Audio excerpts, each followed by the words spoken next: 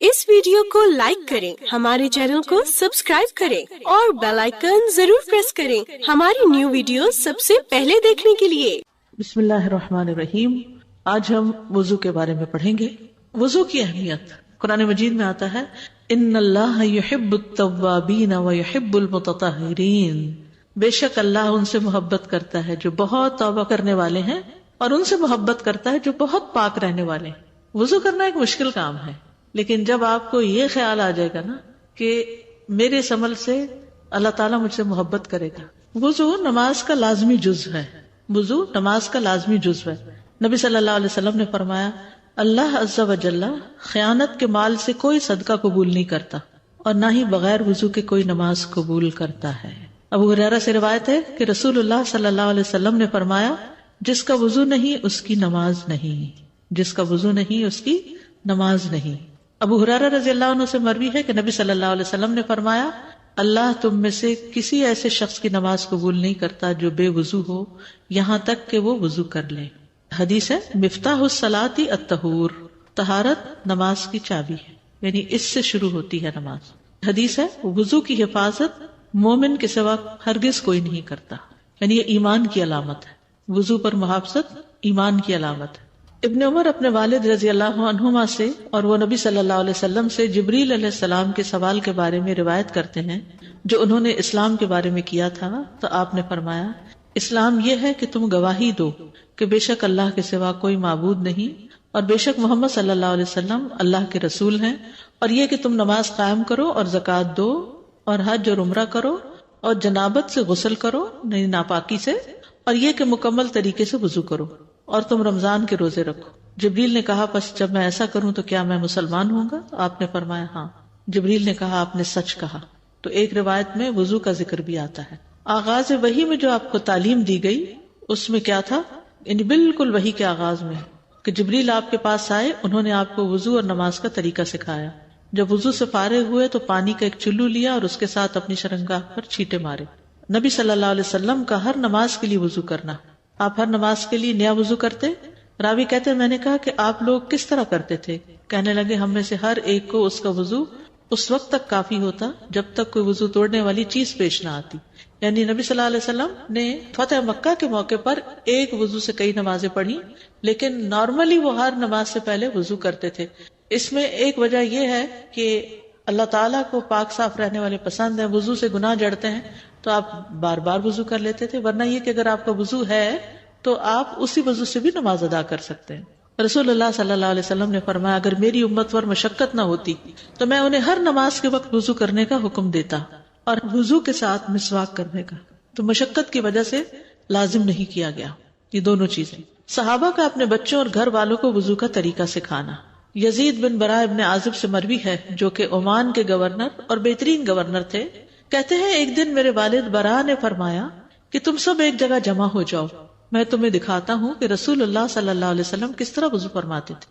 ये बरा इब्न आजिम की बहुत सी अहादीस आती है ना, तो उनके बेटे बता रहे हैं, और बरा सहाबी थे, तो बरा नबी सल्लल्लाहु अलैहि वसल्लम के वुजू को जानते थे, तो उन्होंने अपने बच्चों को दिखाया और किस तरह नमाज पढ़ते थे, क्योंकि कुछ खबर नहीं कि मैं कब तक तुम में रहूंगा।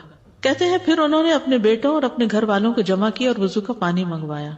फिर उन्होंने कुल्ली की और नाक में पानी डाला और 3 मरतबा अपना चेहरा धोया, 3 मरतबा दायां हाथ धोया और 3 मरतबा बायां हाथ धोया। फिर अपने सर का मसा किया और अपने कानों का उनके अंदर और उनके बाहर से मसा किया।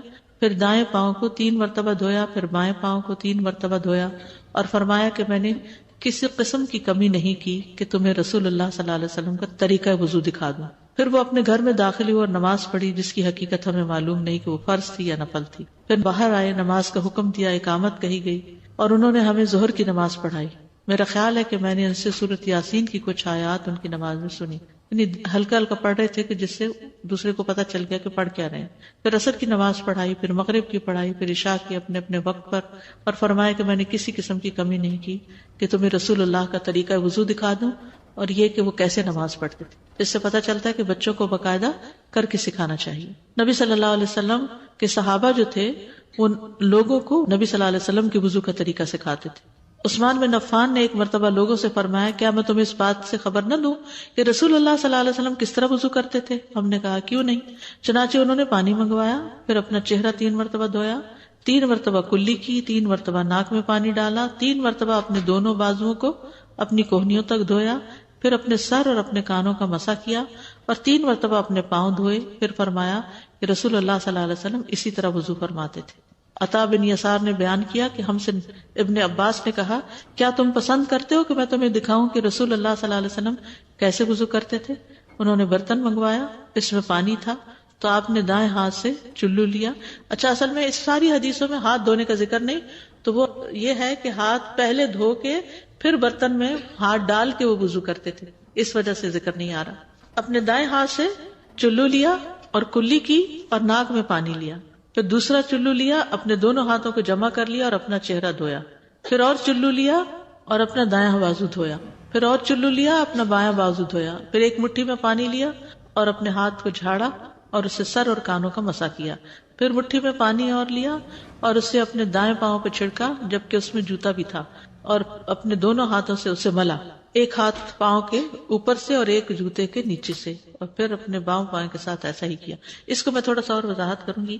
وہ یہ کہ وضو جو ہے اس میں آپ نے ابتدا میں دیکھا کہ 3 دفعہ کلی، 3 دفعہ ناک میں پانی ڈالا، ایک یہ طریقہ. دوسرا کیا ہے جو اس میں ہے کہ ایک ہی دفعہ پانی لے کے آدھے پانی سے کلی کی اور باقی پانی سے ناک میں پانی ڈال لیا، پھر دوسری دفعہ اسی طرح اور پھر تیسری دفعہ اسی طرح، یعنی ہر دفعہ میں کلی اور ناک میں پانی ایک ہی پانی سے دے لیا. ٹھیک ہے، تو آپ الگ الگ بھی کر سکتے ہیں، 3 کلیاں اور 3 دفعہ ناک میں پانی ڈالا، اور یہ بھی کر سکتے ہیں کہ ایک ہی چلو سے دونوں کام ساتھ ساتھ سائملٹینس، اور پھر ایک مٹھی پانی میں لیا، اپنے ہاتھ کو جھاڑا، یعنی پھر پانی لے کے ہاتھ جھاڑ کے پھر مسح کیا. یہ نہیں کہ بازو دھوئے تو ویسے ہی مسح کے ہاتھ پہ گیل نہیں، الگ پانی لیا مسح کے لیے، پھر مٹھی میں اور پانی لیا اور اسے اپنے دائیں پاؤں پہ چھڑکا جبکہ اس میں جوتا بھی تھا، جیسے چپل پہنے ہوئے، اور اپنے دونوں ہاتھوں سے اسے ملا، ایک ہاتھ پاؤں کے اوپر سے اور ایک ہاتھ جوتے کے نیچے سے. کا مطلب یہ نہیں کہ جوتا دھو رہے تھے، اس کا مطلب ہے ہیل کے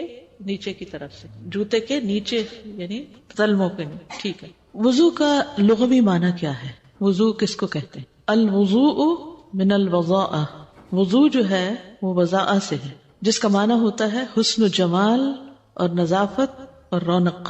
حسن و جمال، نظافت کہتے ہیں صفائی کو، ہمارا نام بھی ہوتا ہے، اور رونق. اور حقیقت ہے یہ کہ وضو انسان کے حسن و جمال، صفائی اور چہرے کی رونق اور نور کا باعث بنتا ہے. اصطلاحی معنی ہے وضو سے مراد پاکیزہ پانی کو، وضو سے مراد پاکیزہ پانی کو مخصوص اعضاء پر استعمال کرنا جن کی وضاحت اور مشروعیت اللہ تعالیٰ نے فرمائی ہے، یعنی صاف پانی کو ان اعضاء کے اوپر ڈالنا جن کے بارے میں ہمیں شریعت نے کہا ہے کہ ہم ان کو ڈالیں اس پانی. یہاں ایک بات یاد رکھیے کہ ایک ہوتا ہے وضو اور ایک ہوتا ہے وضو، واو کے زبر کے ساتھ اور پیش کے ساتھ. تو وضو کا مطلب ہوتا ہے وضو کرنا، اور وضو کا مطلب ہوتا ہے وہ پانی جو وضو کے لیے استعمال کیا جائے. ٹھیک ہے، کیا فرق ہے؟ وضو کرنا، وضو پانی ہے وہ جس سے آپ وضو کرتے ہیں. تو اکثر لوگ وضو کہتے ہیں اور لکھتے بھی وضو ہیں، انگلش میں خاص طور پر، تو یہ WU کے ساتھ لکھا جائے گا، وہ ہے، وا نہیں، یعنی وضو کرنا. پنجابی میں وضو کہتے ہیں. پچھلے ہفتے ہم نے وضو کی اہمیت کے بارے میں پڑھا، آج ہم پڑھیں گے کامل وضو کی اہمیت، یعنی اچھی طرح مکمل کر کے وضو کرنا. رسول اللہ صلی اللہ علیہ وسلم نے فرمایا اچھی طرح وضو کرنا نصف ایمان ہے، الوضوء شطر الایمان، اور اچھی طرح وضو گناہوں کی معافی کا ذریعہ ہے. نبی صلی اللہ علیہ وسلم نے فرمایا جب بھی کوئی شخص اپنا وضو اچھی طرح کرتا ہے اور خلوص کے ساتھ نماز پڑھتا ہے، اچھی طرح وضو کرتا ہے اور خلوص کے ساتھ نماز پڑھتا ہے، تو اس کے ایک نماز سے دوسری نماز کے پڑھنے تک کے گناہ معاف کر دیے جاتے ہیں. کیا فائدہ ہوتا ہے؟ یعنی اچھا وضو، خالص نماز، تو 2 نمازوں کے بیچ کے گناہ معاف. پھر اسی طرح نبی صلی اللہ علیہ وسلم کا کامل وضو کا حکم دینا. ابن عباس کہتے ہیں کہ رسول اللہ صلی اللہ علیہ وسلم نے ہمیں اچھی طرح وضو کرنے کا حکم دیا ہے. ویسے تو ہر کام میں احسان ضروری ہے، لیکن وضو میں خاص طور پر نبی صلی اللہ علیہ وسلم نے فرمایا کسی کی نماز اس وقت تک مکمل نہیں ہوتی جب تک وہ اپنا وضو اس طرح کامل طور پر نہ کرے جس طرح اللہ تعالیٰ نے اسے حکم دیا ہے. یعنی اپنا چہرہ دھوئے اور کوہنیوں تک اپنے دونوں بازو دھوئے، اپنا سر کا مسح کرے، ٹخنوں تک اپنے پاؤں دھوئے. ایک شخص جب نبی صلی اللہ علیہ وسلم کے پاس آیا اور وضو کیا اور ٹھیک سے وضو نہیں کیا اور اس نے اپنے پاؤں پر ناخن بھر جگہ خشک چھوڑ دی اور آپ کو نظر آ گئی تو رسول اللہ صلی اللہ علیہ وسلم نے اس سے فرمایا کہ واپس جاؤ اور اچھی طرح اپنا وضو کرو. یعنی اگر کوئی تھوڑی سی جگہ بھی خشک رہ گئی تو وضو نہیں ہوا. آپ نے سارا کچھ کر لیا لیکن آپ کی ایڑیاں خشک ہیں یا کسی اور حصے کے اوپر کچھ چنگم وغیرہ لگی ہوئی ہے، اور جب آپ آئے واپس وضو کر کے اس کو اتارا تو دیکھا کہ اس کے نیچے تو سکن ڈرائی ہے، تو اگر آپ کے اعضائے وضو گیلے ہیں تو اس جگہ کو گیلا کر لیجئے، وضو ہو جائے گا. لیکن اگر آپ کا وضو خشک ہو چکا ہے تو پھر آپ کو وہ اتار کر دوبارہ پورا وضو کرنا ہوگا. ٹھیک ہے. وضو کے بہت سے فائدے بھی ہیں. جہاں نظافت اور رونق اور حسن یہ ساری چیزیں وضو سے آتی ہیں، وہاں کچھ اور فائدے بھی ہیں، جن میں سے سب سے پہلا فائدہ ظاہری اور باطنی نجاست سے طہارت ہے. ظاہر و باطن نجاست سے طہارت. عمرو بن عبسہ السلمی روایت کرتے ہیں کہ میں نے پوچھا اے اللہ کے نبی مجھے وضو کے بارے میں بتائیں، تو آپ نے فرمایا تم میں سے کوئی آدمی بھی ایسا نہیں جو اپنے وضو کے پانی کے قریب ہو پھر اس سے کلی کرے، پھر ناک میں پانی چڑھائے، ناک جھاڑے، مگر یہ کہ اس کے چہرے، اس کے منہ اور اس کے نتنوں کے سارے گناہ جڑ جاتے ہیں. یعنی جس اس کو آپ دھو رہے ہیں وہاں سے کیے ہوئے گناہ جھڑ رہے ہیں. آنکھوں کے گناہ، ہاتھ پاؤں سے کیے ہوئے گناہ، یہ سارے کے سارے گناہ جو ہیں پانی کے آخری قطرے تک جسم سے خارج ہو جاتے ہیں اور انسان گناہوں سے پاک ہو کر نکلتا ہے. رسول اللہ صلی اللہ علیہ وسلم نے فرمایا جو آدمی نماز کے ارادے سے وضو کرنے کے لیے اٹھا، یعنی نماز کا وقت ہو گیا، وضو کرنے جا رہے ہیں، اور وضو کرتے ہوئے پانی کو اس کی جگہ تک پہنچایا، یعنی پورے کا پورا دھویا. ابھی انشاءاللہ تفصیلی وضو میں آپ کو بتاؤں گی کہ پورے آزاد ہونے کا مطلب کیا ہے.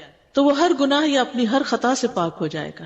اور حقیقت ہے کہ جب انسان وضو کرتا ہے تو اس کے بعد اس کی کیفیت کیا ہوتی ہے؟ فریش ہوتی ہے، جیسے بوجھ کے اتر گیا. اور ڈپریشن کا بھی بہترین علاج ہے. ڈپریشن کیا ہے؟ ایک بوجھ ہے جو انسان کے دل پہ پڑ جاتا ہے اور جسم کے اوپر بھی انسان کو ایسے محسوس ہوتا ہے کہ کوئی چیز اس کے کندھوں پہ رکھ دی گئی ہے یا کوئی چیز سر پہ سوار ہو گئی ہے، اور انسان پھر اس کی وجہ سے کچھ کرنے کے قابل نہیں رہتا، حتیٰ کہ لائف کو کسی بھی طرح انجوائے نہیں کرتا. تو یہ وضو جو ہے پھر انسان کو ان چیزوں سے، ان کیفیات سے نجات دلاتی ہے. پھر گزشتہ گناہوں کی بھی معافی. یعنی بعض اوقات یہ ہوتا ہے کہ انسان کو پرانے کوئی گناہ یاد آ جاتے ہیں اور انسان ہلکان ہونے لگتا ہے ان کی وجہ سے. ایک وہ علم ہے جو آپ کے دل پہ لکھا جائے اور آپ کے عمل میں آ جائے، اور ایک وہ جو کاغذوں پہ لکھا جائے.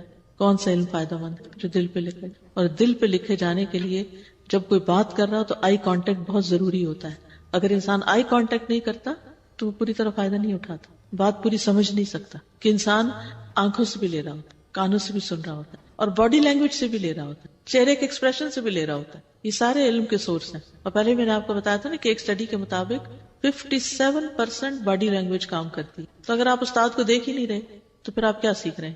باقی 30% فیشل ایکسپریشنز ہیں، اور باقی ماندہ جو ہے وہ صرف الفاظ اور جملے ہیں یا ساؤنڈ ہے. اور یہ باتیں جو میں بیچ بیچ میں آپ کو بتاتی ہوں، یہ میری زندگی کے وہ تجربات ہیں کہ جو میں نے سال ہر سال میں لوگوں کے ساتھ انٹریکٹ کرتے ہوئے چیزیں سیکھی ہیں اور غور و فکر کے بعد ان مسائل کا حل تلاش کیا ہے. یہ بظاہر دیکھنے میں باتیں ہوتی ہیں، چھوٹی چھوٹی باتیں ہوتی ہیں، لیکن یہ بہت سے سوالوں کے جواب ہوتے ہیں. یہ شاید آپ کو کتابوں میں نہ ملے، تو اس لیے ان بٹوین جو بات ہوتی ہے اس پہ توجہ بہت ضروری ہے. تو بات میں یہ کر رہی تھی کہ بعض اوقات انسان کے اوپر ایسی کیفیت آتی ہے کہ اس کو اچانک اپنا ماضی کا کوئی گناہ یاد آ جاتا ہے. کوئی کسی کے ساتھ کی ہوئی زیادتی، کسی کے ساتھ برتی ہوئی بد اخلاقی، یا انسان نے اللہ کے حق میں کوئی کمی کی ہو، کوئی انسان ایسا ہو جس میں زندگی میں بہت سی نمازیں چھوڑ دی ہوں، یا اور کوئی ایسے غلط کام کیے ہوں جو اس کو پتا ہی نہیں تھا یا تھوڑا بہت پتا تھا اور بعد میں اس کو علم ہوا. تو اس وقت انسان کے اندر ایک خوف کی لہر پیدا ہو جاتی. اس وقت شیطان آ کے انسان کو پکڑنے کی کوشش کرتا ہے اور وہ اس کو مایوس کرنے لگتا ہے، تمہاری معافی کوئی نہیں ہونی، پتہ نہیں اللہ نے معاف کیا بھی ہے کہ نہیں. یہ کبھی آپ پہ سوچ آئی پتہ نہیں میرے گناہ معاف ہوں گے یا نہیں. یہ کیفیت آتی ہے انسان پر. تو کیا کرے؟ اٹھے، وضو کرے، یا جب نماز کا وقت آئے تو اٹھ کے وضو کرے، اور وضو کر کے پوری کوشش کے ساتھ ایسے 2 نفل پڑھے کہ جس میں یہ تو میں نہیں کہہ سکتی کہ خیال کوئی نہ آئے، کیونکہ دن میں ایک سٹڈی کے مطابق 60,000 خیال انسان کو آئے. بعض نے 70 اور 72 بھی، کچھ لوگ اور زیادہ سوچتے ہوں گے تو ان کے 72 تک چلے گئے، 72 تک، لیکن 60,000 تو ہر انسان کو خیالات آتے ہیں دن میں. اور یہ ایک نیچرل پروسیس ہے جب تک انسان کا دماغ کام کرتا ہے. تو پھر اس کا کچھ حصہ نماز میں، آپ دیکھیے ہماری ہر نماز میں کسی میں آدھا گھنٹہ لگ جاتا ہے، کسی میں 20 منٹ 15 منٹ، تو یہ تو نہیں ہو سکتا کہ اس میں کوئی خیال نہ آئے، امپاسبل. لیکن یہ کہ انسان کی توجہ اللہ کی طرف رہے. اب مثلا اس وقت آپ کی توجہ میری طرف ہے، بات کی طرف ہے، لیکن پھر بھی آپ کے ذہن میں کوئی نہ کوئی خیال آ رہا ہوگا، تو وہ بیک گراؤنڈ پہ خیالات چلتے رہتے ہیں، وہ ان کو نہیں آپ روک سکتے. لیکن ایک چیز ہوتی ہے فوکس میں اور ایک ہوتی ہے بیک گراؤنڈ میں. اگر نماز میں فوکس میں اللہ سبحانہ وتعالیٰ کی ذات ہے یا اللہ کی طرف توجہ ہے اور بیک گراؤنڈ میں کچھ چل بھی رہا ہے تو کوئی بات نہیں. لیکن اگر فوکس میں آپ کچھ اور سوچ رہے ہیں ایکٹیولی اور پیچھے سے کوئی آپ کو یہ خیال ہے آپ نماز پڑھ رہے ہیں اور کوئی پتہ نہیں کیا کتنے پڑھی کتنی تھی، یہ خطرناک علامت ہے. تو بہرحال پوری توجہ سے جب انسان وہ نماز پڑھ لیتا ہے تو پھر کیا ہوتا ہے، پھر اس کے گناہ معاف ہو جاتے ہیں. ڈپریشن کے جتنے بھی مریض ہیں نا، جو لوگ آپ کو سخت پریشان کریں، بار بار فون کر کے میسج کر کے میں ڈاؤن ہو رہی ہوں فلاں، اور پہنچ جائیں اس کے سر پہ اور اسے اٹھائیں کہ چلو تم وضو کرو. کبھی بچے تنگ کرتے ہیں، اٹھو وضو کرو، اٹھو وضو کرو، اچھا سا وضو کرو، میں تمہیں طریقہ بتاتی ہوں، اور وضو کر کے 2 رکعت ایسی نماز پڑھو. آپ دیکھیں کہ وہ جو اس کے اوپر ایک کیفیت ہوگی نا پریشانی اور بے چینی، وہ پوری طرح اگر ختم نہ بھی ہوئی تو اس میں بہت حد تک کمی آ جائے. اور اگر وہ روزانہ یہ عمل دہرانا شروع کر دے تو اس ڈپریشن سے نکل آئے گی. ڈپریشن صرف گولیاں کھانے سے ختم نہیں ہوتا، اس کے لیے عملی طریقے اختیار کرنے ضروری ہیں، اور وہ جو ہمیں وحی کے ذریعے قرآن و سنت سے ملتے ہیں. تو گزشتہ سارے گناہ معاف کر دیے جائیں گے. ما تقدم من ذنبہ، جو بھی اس کے گناہ تھے معاف کر دیے گئے جب اچھی طرح وضو کرے. اور آپ صلی اللہ علیہ وسلم نے فرمایا جو شخص میرے اس وضو کی طرح وضو کرے. تو اس حدیث سے یہ پتہ چلتا ہے کہ اس بات کا حریص ہونا بڑا ضروری ہے کہ ہمیں صحیح مسنون وضو کرنا آئے، اس میں کبھی نہ ہو. بعض اوقات ہم کہتے ہیں اچھا ہم نے وضو کیا، ہم نے نماز پڑھی، وہ تو ہم پڑھتے ہی رہتے ہیں لیکن پریشانی دور نہیں ہوتی. بھئی آپ نے طریقہ ہی ٹھیک نہیں اختیار کیا. کسی بھی ریسیپی میں تھوڑا بہت بھی رد و بدل کر دیں تو کیا ہوگا، کہیں گے میرا ٹیسٹ ویسا نہیں بنا جیسے تم نے جو ڈنڈی ماری ہے اس سے کیسے ٹیسٹ وہی بن سکتا ہے. تو وہ جو کمی بیشی ہم کر دیتے ہیں نا، کسی چیز نمک زیادہ کر دیں یا نمک کم کر دیں تو وہ ٹیسٹ تھوڑی آئے گا. پھر اس سے گرہیں کھلتی ہیں.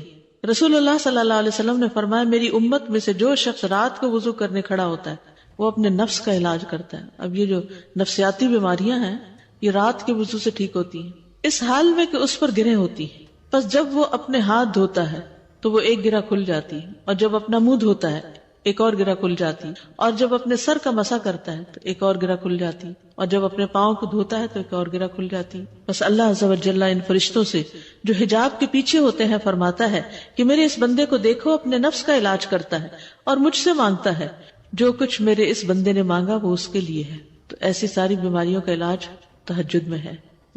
اور ایک ایک گرہ کا کھلنا، یہ گرہ بازو کہتے ہیں نا ہمیں نظر لگ گئی، ہاں لگ جاتی ہے نظر، اس نظر سے بھی گرہ پڑ جاتی ہے کہ آپ کا کام میں دل نہیں لگتا، آپ کا دماغ نہیں کھلتا، یوں لگتا ہے جیسے ہر چیز بند ہوتی جا رہی ہے. کبھی ایسی کیفیت محسوس کی ہوگی، آف اینڈ آن کچھ نہ کچھ، پھر الحمدللہ کچھ عرصے تک ٹھیک ہو جاتی ہے. کبھی ہم قرآن زیادہ پڑھتے ہیں یا ذکر اذکار کی پابندی کرتے ہیں تو الحمدللہ ایسی چیزیں دور ہو جاتی ہیں. انہی طریقوں میں سے، یعنی دس از ناٹ دی اونلی طریقہ، لیکن انہی طریقوں میں سے جو انسان کی پریشانیوں کو دور کرنے کا باعث ہے ان میں سے ایک یہ بھی ہے.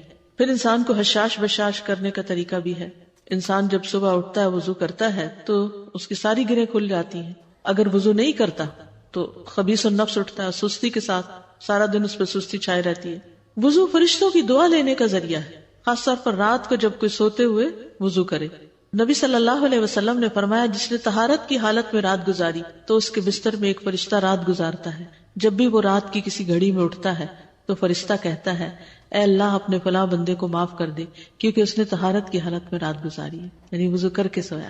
پھر تکلیف میں وضو کرنا درجات کی بلندی کا باعث ہے، اونچا چڑھنے کا. آپ صلی اللہ علیہ وسلم نے فرمایا ناگواریوں کے باوجود اچھی طرح وضو کرنا اور مسجد کی طرف زیادہ قدم چل کر جانا اور نماز کے بعد نماز کا انتظار کرنا تمہارے لیے یہی رباط ہے، یعنی شیطان کے خلاف میدان ہے. قیامت کے دن اعضاء چمکیں گے یعنی وضو کی وجہ سے. رسول اللہ صلی اللہ علیہ وسلم سے پوچھا گیا اے اللہ کے رسول کیا آپ ہمیں پہچانیں گے یعنی قیامت کے دن؟ آپ نے فرمایا ہاں، تم مجھ پر پیش کیے جاؤ گے اور وضو کے نشانات کی وجہ سے تمہاری پیشانی اور ہاتھ پاؤں چمکتے ہوں گے، تمہارے علاوہ کسی دوسری امت کی یہ نشانیاں نہیں ہوگی. تو یہ نور صرف دنیا کے لیے نہیں بلکہ قیامت کے دن ایسا شخص چمک رہا ہوگا اور اللہ کے رسول صلی اللہ علیہ وسلم اس چمک سے اس کو پہچان لیں گے کہ یہ میرا امتی ہے. تو کتنا ضروری ہے کہ انسان خوشی کے ساتھ وضو کرے، کہ کل قیامت کے دن یہ چمک اس کی پہچان بن سکے. ایک اور روایت میں ہے کہ پس تم میں سے جو کوئی اپنی چمک بڑھانا چاہے تو وہ بڑھا لے. تم میں سے جو کوئی اپنی چمک بڑھانا چاہتا ہے تو وہ بڑھا لے. وضو کی جگہ پر زیورات کا پہنائے جانا یعنی قیامت کے دن. صحیح مسلم کی روایت ہے, ابو حازم کہتے ہیں کہ میں ابو ہریرہ رضی اللہ عنہ کے پیچھے تھا اور وہ نماز کے لیے وضو کر رہے تھے, تو اپنے ہاتھ کو کھینچتے ہوئے آپ اپنی بغل تک لے گئے, یعنی جب وضو کرنے لگے تو اوپر تک دھو دیا بازو.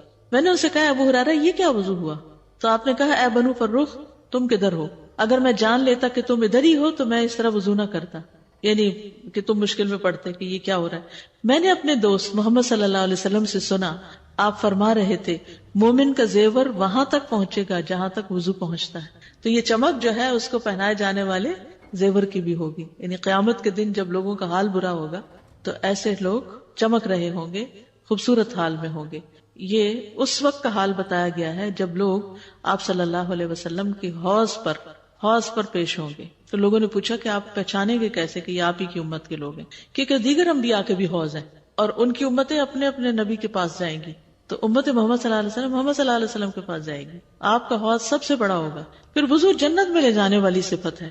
حضرت عائشہ سے روایت ہے کہ نبی صلی اللہ علیہ وسلم نے فرمایا 6 خصلتیں ایسی ہیں کہ اگر کوئی مسلمان ان میں سے کسی کو اپنا کر فوت ہو جائے تو اللہ کی اس کے بارے میں ضمانت ہے کہ اسے جنت میں داخل کرے گا. ان میں سے ایک وہ آدمی جو وضو کرے تو اچھی طرح وضو کرے, یعنی جلدی میں وضو نہ کرے, ایسے ہی بس کام پورا نہ کرنے والے, بلکہ اچھے سے مل کے وضو کرے تو اللہ کی اس کے بارے میں ضمانت ہے, گارنٹی ہے کہ اسے جنت میں داخل کرے گا. اور اس سلسلے میں وہ حضرت بلال والی حدیث آپ سب نے سن رکھی ہوگی, یاد ہے کچھ؟ کیا تھی وہ؟ جنت میں آگے آگے. جی, یہ سنن ترمذی کی روایت ہے. ابو بریدہ رضی اللہ عنہ سے روایت ہے, کہتے ہیں کہ ایک دن صبح کے وقت رسول اللہ صلی اللہ علیہ وسلم نے بلال رضی اللہ عنہ کو بلایا اور پوچھا کہ اے بلال کیا وجہ ہے کہ تم جنت میں داخل ہونے میں مجھ سے سبقت لے گئے؟ میں جب بھی جنت میں گیا تو اپنے سامنے تمہارے چلنے کی آہٹ محسوس کی. کل رات بھی جب میں جنت میں داخل ہوا تو اپنے آگے تمہارے چلنے کی آہٹ سنی. تو بلال رضی اللہ عنہ نے عرض کیا یا رسول اللہ میں جب بھی آذان دیتا ہوں 2 رکعت نماز پڑھتا ہوں. اور مقتدی جو ہیں, جیسے آپ مسجد میں جاتے ہیں تو آپ نے دیکھا ہوگا کہ ظہر ہو, عصر ہو, مغرب ہو, لوگ اذان کے فوراً بعد کیا کرتے ہیں؟ 2 رکعت پڑھنا شروع کر دیتے ہیں. حضرت بلال بھی یہ کیا کرتے تھے, خود آذان دیتے تھے, خود پھر 2 رکعت پڑھتے تھے. اور جب بھی میں بے وضو ہو جاتا ہوں تو فوراً وضو کر لیتا ہوں اور سوچتا ہوں کہ اللہ کے لیے 2 رکعت نماز پڑھنا اس کا حق ہے, لہذا 2 رکعت ادا کرتا. تو رسول اللہ صلی اللہ علیہ وسلم نے فرمایا یہی 2 وجوہات ہیں, یعنی یہی باتیں ہیں. فقال رسول اللہ صلی اللہ علیہ وسلم بہما, انہی دونوں کی وجہ سے, یعنی ان 2 رکعتوں کی وجہ سے, باوضو رہنے کی وجہ سے. تو اس قدر فائدے ہیں وضو کے. السلام علیکم. وعلیکم. وضو کے اور یہ 2 رکعت کے بیچ میں کوئی بات نہیں کرنی کیا؟ ایسا کچھ منع نہیں کیا گیا, کیونکہ ہمارا دین بے جا پابندیاں نہیں لگاتا. اب ایک ماں ہے, وہ وضو کر کے باہر نکلی ہے تو بچہ کچھ مانگتا ہے اس سے, بچہ چھوٹا ہے, یا کوئی انسٹرکشن دینی ہوتی ہے, کوئی فون کال آ جاتی ہے, یا کوئی گھر میں آ گیا ہے, یا آپ مسجد میں ہی کھڑے ہیں, کوئی شخص آپ سے سوال یا مسئلہ پوچھ لیتا ہے, تو یہاں چپ کی کوئی شرط یا قید لگائی نہیں گئی. تو جو پابندی لگائی نہ گئی ہو وہ اپنے اوپر خود سے خود نہیں لگانی چاہیے. دادا میں رمضان کے عمرے پہ گئی ہوئی تھی تو ایک افریقہ کی عورت بیٹھی ہوئی تھی, اس کے پاس اتنا ہی, اس بوتل میں اتنا ہی پانی تھا, اور وہ جس طرح سے وہ وضو کر رہی تھی میں اس کو حیرت سے دیکھ رہی تھی کہ وہ اتنا لے کر مل کے ایسے وضو کر رہی تھی, کیونکہ ظاہر ہے وہاں پانی کم ہوتا ہے. ہم پانی زیادہ بہاتے ہیں اور ملتے کم ہیں, لیکن حیرت ہو رہی تھی اس کو دیکھ. جی ابھی آگے آ رہا ہے کتنا پانی ہونا چاہیے, اللہ ہمیں معاف کر دیں. استاذہ اگر کوئی غسل کر کے باہر آ گیا اور کوئی عضو بھول گیا ہے, مثال کے طور پر کانوں میں پانی ڈالنا بھول گیا یا ناک میں پانی ڈالنا بھول گیا, غسل دوبارہ بخود پانی چلا جاتا ہے, کوئی ضرورت نہیں دوبارہ. جی خشک رہنے کی بات ہے. یہ جب گناہوں کے معافی کی بات ہو رہی ہوتی ہے تو یہ صغیرہ گناہ یا کبیرہ بھی؟ جی عمومی طور پر تو صغیرہ گناہوں کی بات ہے, کیونکہ کچھ گناہ ایسے ہیں کہ جن پہ حد ہوتی ہے, کچھ ایسے جن کا کفارہ ضروری ہوتا ہے, لیکن اللہ سبحانہ تعالیٰ کے لیے کچھ بھی مشکل نہیں کہ وہ سارے گناہ معاف کر دے. اور پھر کبیرہ گناہوں سے معافی کا طریقہ کیا ہے, یعنی معافی مانگی جائے.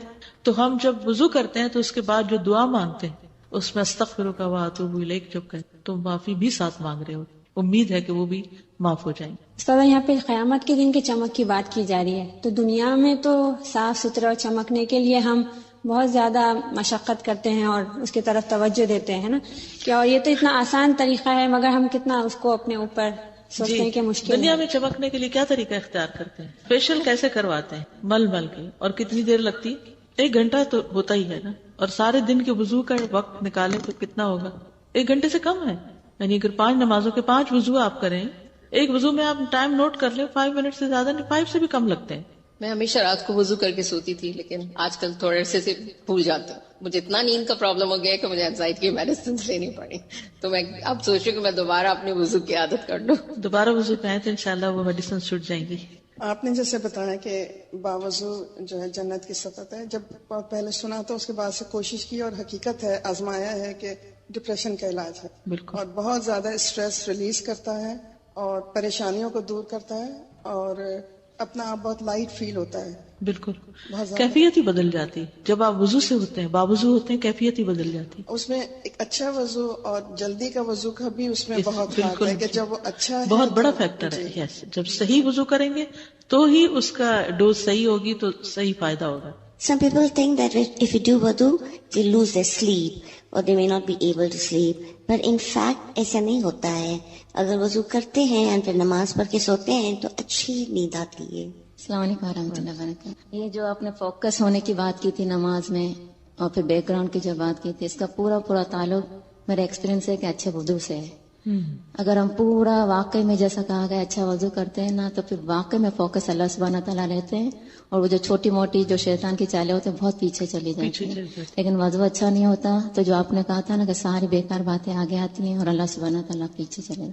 تو جو کہا گیا نا کہ نماز جنت کی کنجی اور وضو جو ہے وہ نماز کی کنجی، یہ لگتا ہے. السلام علیکم. وعلیکم السلام. مجھے آپ سے پوچھنا تھا کہ رات میں ہم اکثر وضو کر کے تو بستر پہ لیٹنے کے لیے جاتے ہیں، لیکن بعض وقت یہ ہوتا ہے کہ ابھی آپ لیٹتے ہیں تو پھر آپ کو واش روم کا خیال آ جاتا ہے، تو پھر آپ جیسے بار بار اگر کوئی بات نہیں، ایک دفعہ آپ چلے گئے تو وہ آپ نے اپنا وہ ریچول پورا کر لیا.